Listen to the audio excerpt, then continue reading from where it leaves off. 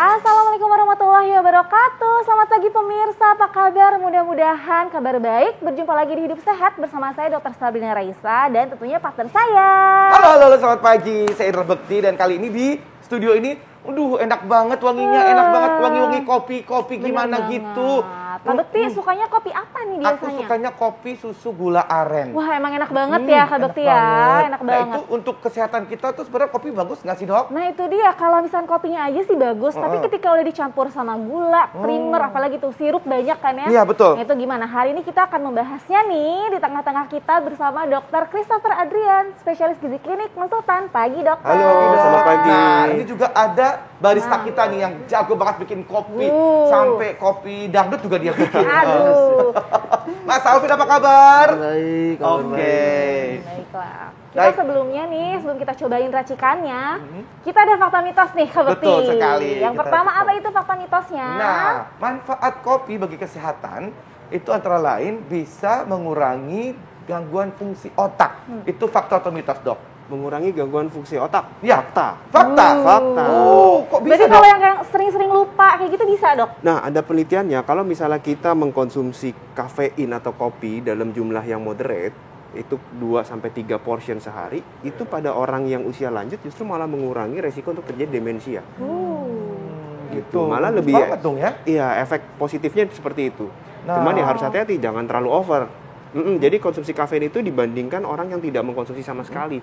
Ternyata ketika dia usia lanjut, itu kemampuan degeneratifnya itu lebih baik dibandingkan yang tidak mengkonsumsi kopi sama sekali. Bagus. Tapi dengan catatan jumlah porsi yang moderate. 2-3 portion sehari maksimal. Ini bagus ya, Dok ya. Bagus kalau gitu. Mas Alvin, cepetan aku bikinin dong. Oke. Aduh, nih. Sambil ngobrol nih ya, sambil nunggu nih ya. Aku mau tanya, Dokter. Pemirsa juga pasti penasaran ya. Ya. Ini apa banyaknya kopi yang harusnya dikonsumsi yang tadi bisa memperbaiki fungsi otak di masa lanjut tuh berapa banyak? Oke, sebenarnya kan yang kita takutkan untuk konsumsi kopi itu kan karena jumlah kafein yang berlebih. Ya. Kafein yang kita konsumsi berlebihan itu justru malah nggak bagus untuk kesehatan jantung. Oh, jadi kalau berlebihan pun juga nggak boleh? Nggak boleh. Benar ya? Oh, Jadi kalau harus- dari penelitiannya tuh grafiknya seperti parabola. Dia nggak konsumsi sama sekali, efeknya itu ya sama seperti orang yang mengkonsumsinya berlebihan gitu. Tapi kalau yang over berlebihan lagi, resikonya malah lebih jelek lagi. Jadi disarankan konsumsi kafeinnya itu moderate. Moderate Jadi ya? dibatasin kurang dari 200 mg per hari. Itu untuk kafein. Kafeinnya ya? Ya, 200 oke. mg per hari. 200 mg per hari. Jumlah gitu ya. kafein itu kan setiap kopi berbeda-beda ya. Ya, betul. Kopi robusta, kopi Betul. arabica gitu itu kan memiliki kadar kafein yang berbeda-beda. Oh, baik. Rata-rata untuk mendapatkan 200 mg kafein per hari itu kurang lebih sekitar 2 gelas lah. 2 gelas, Oh, 2 gelas berarti ya per hari. aman ya. Jadi pagi sama sore, Sore itu gitu kopinya ya. kopi hitam atau kopi campuran atau gimana, Dok? Nah, kalau misalnya kita bikin kopi kayak gini atau bikin kopi di rumah kan tergantung berapa centong yang diambil kan. Ya. Kalau misalnya saya bilang, wah 2 gelas oke, tapi dia ngambil pakai centong nasi gitu. Beda lagi. Kan beda banget kan. Oh, iya. Dalam satu kali bikin itu kurang lebih sekitar 1 sendok makan lah. 1 sendok makan ya kopinya ya. Sekitar 15-an gram sampai 20 gram gitu. Itu udah paling aman. Oke. Terus, Dok, kalau misalkan kopi yang dicampur sama creamer nih kesukaan saya nih ya. Nah, itu katanya tuh itu masih bermanfaat atau enggak? Kalau dicampur dengan creamer. Iya. Oke, sebenarnya gini, ketika kita mencampurkan creamer itu kan ingin meningkatkan rasa gurih atau kandungan lemaknya yang ada di dalam minuman kita. Ya, creamer atau susu full cream gitu ya. Dia enak karena kandungan fatnya, lemaknya itu. Oh, kandungan fatnya tuh jadi Iya. enak ya. Justru kandungan creamer itu biasanya kan ada dairy product sama yang non dairy. Kalau dairy itu mirip seperti kandungan seperti di susu sebenarnya. Kalau non dairy dia dari minyak kelapa gitu ya, dibikin jadi creamer gitu ya. Oke. Kandungan lemak jenuhnya pasti kita akan meningkat. Oke, jadi lebih tinggi ya kandungan Ya, jenuhnya. misalnya kita setiap kali minum kopi tadi 2-3 gelas, kita bikin nih creamernya pakai creamer juga lebih banyak gitu. Pasti dalam satu hari intake lemak kita jadi over kan. Oh, Oke. gitu. Kalau Jadi, kelebihan pun bisa meningkatkan resiko Obesitas. kolesterol juga dan obesitas, betul. Apalagi ditambah gula deh. wah, benar. Oke, Dok. Ini fakta mitos selanjutnya, Dok. Oke. Minum kopi itu katanya jadi sulit tidur. Itu fakta atau mitos, tapi sebelumnya jangan dijawab dulu. Kita mau lihat dulu ini cara sehat untuk mengatasi sulit tidur. Yuk kita saksikan bersama-sama, ini dia.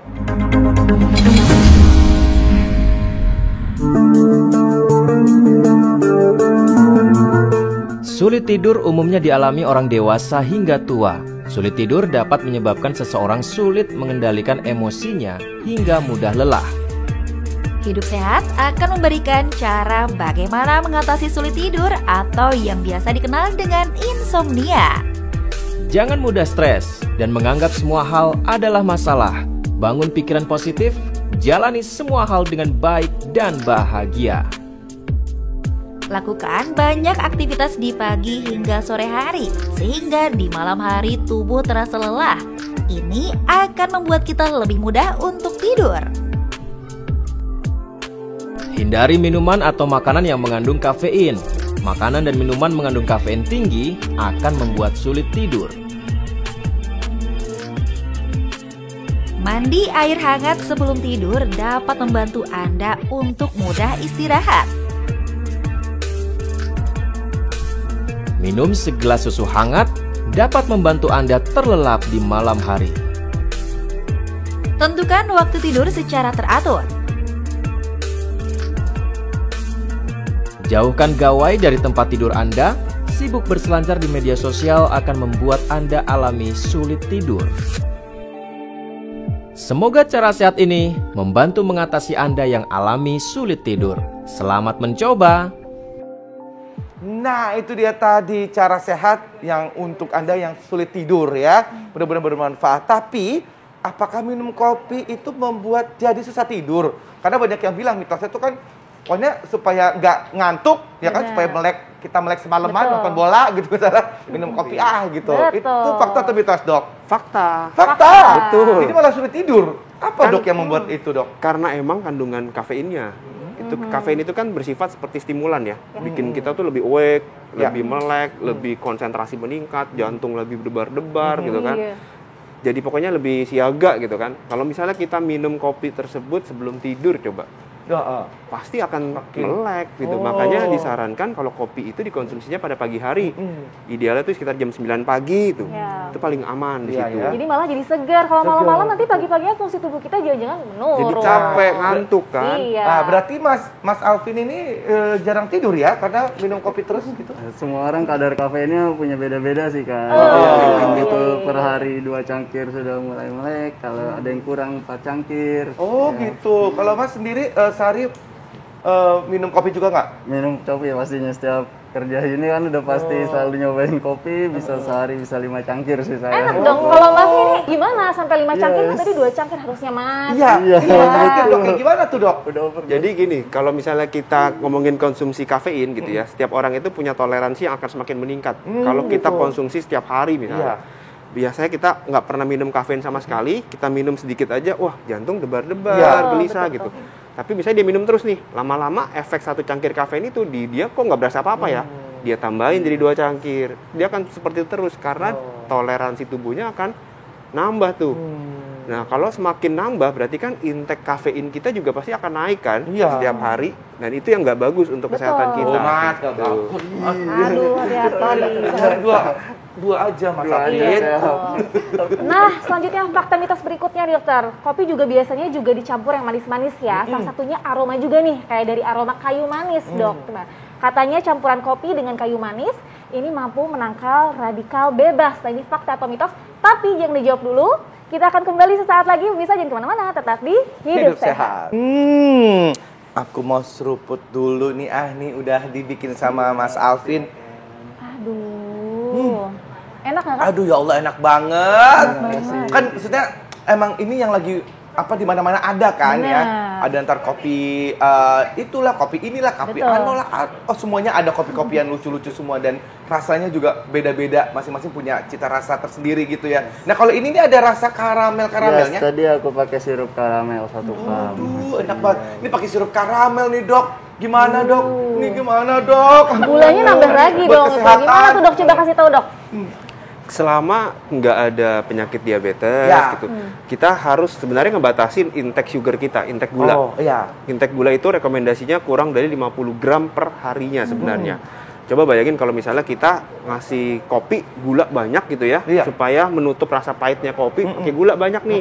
Sehari minum kopinya 5 kali. Nah, intake karbohidratnya kan pasti akan berlebih tuh Iya. satu hari itu gitu.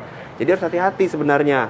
Kita sih sebenarnya mau nambahin kandungan gula pun juga sebenarnya oke-oke aja. Cuman kalau misalnya bicara tentang perasa atau sintetik gitu ya, kandungan karbohidrat yang di dalam sirup itu macam-macam. Ada yang glukosa, Ya. ada yang fruktosa. Yang tadi saya bilang. Yang bagus yang mana tuh? Nah, kedua-duanya ini memiliki efek yang beda-beda nih. Kalau gula, ningkatin gula darah, Iya. meningkat. Kalau fruktosa, hati-hati, intake-nya berlebih bisa ningkatin resiko asam urat yang naik. Gitu. Oh gitu. Jadi, Nah, dokter sebentar ngomong-ngomong intake nih, saya juga butuh intake kopi nih. Mas Alvin boleh dibikinin? Boleh. Boleh Tadi nggak? udah Aku dibikinin pengen ini kayaknya nih, tadi. pengen pakai yang hazelnut nih. Oke, Boleh siap, ya? siap. Tapi tadi Kak Dokter ada fakta mitos yang belum dijawab ya. Iya. Yaitu campuran kopi dengan kayu manis nih dokter. Oke. Katanya mampu menangkal radikal bebas. Nah ini fakta atau mitos dok? fakta. Wow. Oke, jadi gini, kita ngomongin kandungan kopinya aja, itu sudah memiliki kandungan antioksidan yang besar, yang tinggi. Kopinya Ya kan? aja. Kopinya aja, Iya. gitu. Ditambah dengan kayu manis. Kayu manis kan memang memiliki kandungan antioksidannya juga besar. Ini kayu manis yang benar-benar kayu manis ya, bukan perasa kayu manis doang. Karena Iya, kan banyak beneran. juga yang Bener-bener kayu cuman manis yang asli ya. iya, kayu manis asli, bukan cuman perasa doang Ya. sintetik. Jadi kalau misalnya dua itu kita combine, gabungkan, berarti kan kandungan antioksidannya juga pasti akan Semakin tinggi. makin tinggi. Untuk menangkal radikal bebas memang diperlukan antioksidan yang baik. Gitu. Jadi Wow. kalau ditanya kopi plus cinnamon itu tadi antioksidannya bagus apa enggak? Ya bagus, dan dia bisa menangkal radikal bebas juga. Dan bubuk kayu manis ini kan kita bisa dapat di mana aja kan ya. Kan bukti di supermarket juga bisa yang bubuk-bubuk itu kan dok ya. Betul. Nah Mas Alvin tambahin deh. Tambahin ya bubuk cinnamon, aku jadi mau nih. Cinnamon sih. Wah luar Oke, biasa. Dok. Ini selanjutnya fakta mitos selanjutnya nih. Konsumsi kopi terus-menerus itu dapat menyebabkan pengerapasan tulang. Fakta atau mitos, Dok? Itu sebenarnya ada faktanya. Oh, ada Fakta, faktanya. iya. Wow, gimana tuh, Dok? Jadi ketika kita mengkonsumsi kopi gitu ya, itu ada penelitiannya bahwa ternyata dia membuat ekskresi kalsium kita lebih banyak dibandingkan orang yang tidak mengkonsumsi kopi. Gitu. Jadi kalsium di badan seseorang yang coffee drinker gitu ya, itu kalsiumnya lebih banyak yang keluar ekspresinya. Gitu. Jadi ya kalau jangka panjang hati-hati. Cadangan kalsium di badan kita itu ya pasti akan menurun. Kita bisa menanggulangi itu ya, pertama kita harus intake kalsium juga. Kedua, vitamin D kita harus tingkatkan juga dong supaya penyerapan kalsium di badan kita juga baik. Jadi kalau misalnya mau minum kopi gitu ya, kita harus imbangi juga dengan paparan sinar matahari supaya vitamin D-nya baik dan intake kalsium. Kalsium. Berarti kopi susu dong kalau gitu. Kopi Gimana susu tuh, dok? betul. Oh, Kopi susu kan ya bagus bisa ya? Dok? Karena kalsiumnya di susu. Oh, Jadi iya. lebih baik daripada creamer, lebih mendingan pakai Susu. susu. Oh gitu. Kalau misalnya takut gemuk, pilihlah susunya yang low fat. low fat. Oh, Oke, iya. tapi dok nih kopi itu kan enak banget ya. Terus tadi bagi aku juga bikin kayak pengen mau lagi. Aku nih penikmat kopi nih. Ya. Nah ini tuh fakta atau mitos nih kalau konsumsi kopi ini dapat membuat tubuh jadi kecanduan nih. Fakta atau mitos dok? Fakta. Fakta. Oh, Wah.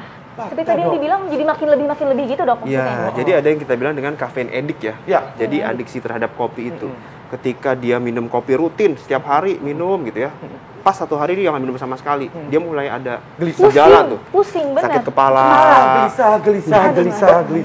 gelisah, sulit berpikir gitu, kurang konsentrasi gitu. Oh. Ketika dia minum kopi lagi, melek lagi. Nah, itu toleransi setiap orang itu kan beda-beda. Gitu. Ketika dia stop totally nggak minum sama sekali, muncul keluhan seperti orang ini ya, withdrawal kita bilangnya, withdrawal effect.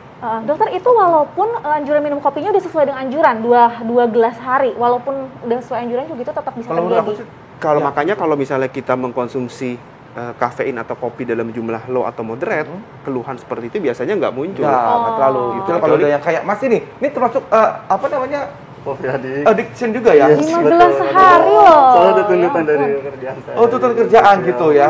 Nah, sekarang kalau misalkan kopi sama es, itu es kopi gitu, itu gimana tuh?